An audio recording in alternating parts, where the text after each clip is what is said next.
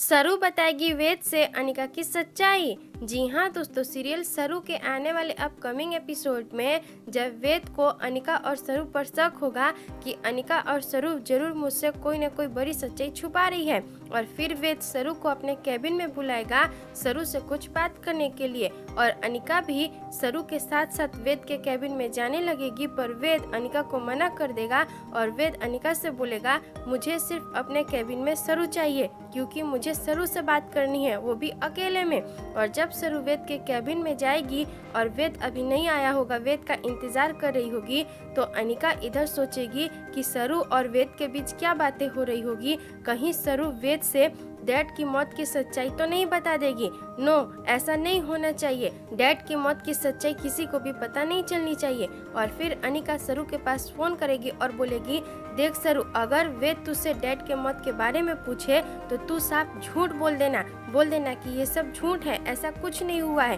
क्योंकि मुझे जहाँ तक पता है वेद ने हम दोनों की बातें सुन ली है। और सरू अनिका से बोलेगी नहीं अनिका, मैं वेद सर से झूठ नहीं बोल सकती हूँ और मैं झूठ नहीं बोलूंगी। पर तभी वेद अपने कैबिन में आ जाएगा और वेद को देखकर सरू फोन रख देगी और वेद समझ जाएगा कि सरू अनिका से बात कर रही है। और वेद सरू से पूछेगा सरू, तुम मुझे सच सच बताओ, क्या ये बात सच है कि चंद्रकांत जी अब इस दुनिया में नहीं रहे, क्योंकि मैंने